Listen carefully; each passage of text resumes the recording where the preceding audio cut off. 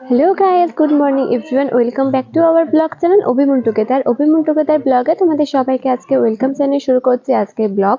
তো এখন বাজে প্রায় 10টা সাড়ে 10টা। তো আমাদের সকালের চা খাওয়া অনেকক্ষণ আগেই হয়ে গেছে। আর ওদিকে না তোমাদের দাদা এখন রেডি হচ্ছে, তো রেডি হয়ে যাচ্ছে একটু ছোটো বাজারে, মানে হেলা বর্তলে যাচ্ছে একটু ফুল আনতে। আর আমি এখন যাবো ঘরে গিয়ে, আমার কিছু টুকটাক কাজ রয়েছে তো সেটাই কমপ্লিট করব। আর ও যেহেতু আজকে ফুল আনতে বেরোচ্ছে, তো আমি যাবো একটুখানি দোকানে, আর তারপর দোকান থেকে এসে ঠাকুরের বাসন মেজে নেবো। আর আমার তো মোটামুটি সকালে সব কাজই কমপ্লিট হয়ে গেছে। তো চলো আমি ঘরে গিয়ে দেখি তোমাদের দাদা রেডি হলো কিনা, আর ও বেরিয়ে গেলে আমি চলে যাবো দোকানে। তো চলো তোমাদের সঙ্গে আমার পরে দেখা হচ্ছে।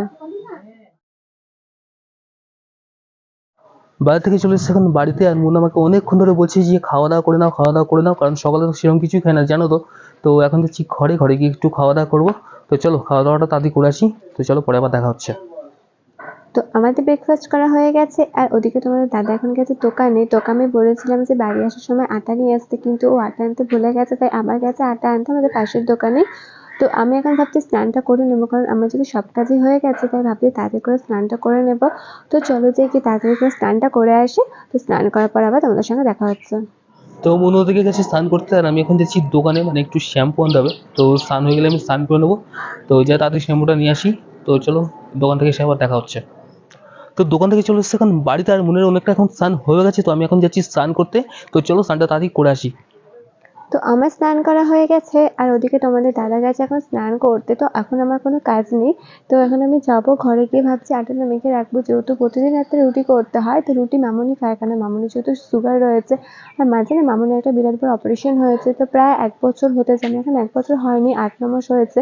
তো সুগার বেড়ে গেলে তো সমস্যা হয়েছিল, মামুনি প্রতিদিন রাত্রেই রুটি খায়। তো আর এখন আটাটা মেখে রাখলে রাত্রিবেলা রুটিটা খুব ভালো হয়, খুব সুন্দর সফট হয়, আর ভালো করে না ফুলে ওঠে যখন রুটিটা সেঁকা হয়। তাই ভাবছি যে এখন যাই গিয়ে ঝটপট করে আটাটা মেখে রাখি, তাহলে আমার সন্ধ্যেবেলা একটু কাজটা কমও থাকবে, আর আমার অতটা তাড়াহুড়ো লাগবে না। তো চলো আমি যাচ্ছি এখন ঘরে রুটি করতে। তো তোমাদের দাদা ভাই আসুক, তারপর দুজনে একসাথে আসবো তোমাদের সঙ্গে দেখা করতে।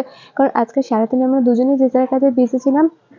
তো আমরা দুজনে সেভাবে একসাথে মানে ভিডিও আজকে বানানোই হয়নি, যে দুজনে একসাথে ভিডিও বানাবো।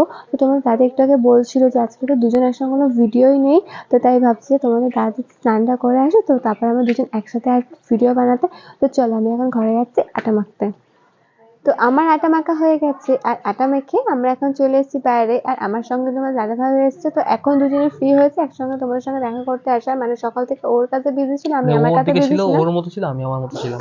কারো কাছে কারোর সাথে কারো কোনো সম্পর্কই ছিল না তখন। তাই দুজনে একসঙ্গে ভিডিও আজকে বানানো হয়নি। তো এখন দুজনে ফ্রি হয়েছে, তো একসঙ্গে এসে তোমাদের সঙ্গে দেখা করতে। তো এখন আমরা যাবো লাঞ্চ করতে, আর লাঞ্চ করে একটুখানি রেস্ট নিয়ে নেবো। তো চলো তোমাদের সঙ্গে দেখা হচ্ছে আবার সন্ধ্যেবেলা। তখনকার মতো টাটা। তো ঘুম থেকে উঠে আমি এখন বসে গেছি সন্ধ্যার চা খেতে। শুধু চা খাচ্ছি না, সাথে একটুখানি সিনেমাও দেখছি। আর শীতকালে কিন্তু সন্ধ্যাবেলায় দুধ চা খেতে দারুণ লাগে, তো আমি চাটা খেতে থাকি। আর আজকের ভিডিও যদি ভালো লেগে থাকে তাহলে like comment share and subscribe করে দিও। টাটা।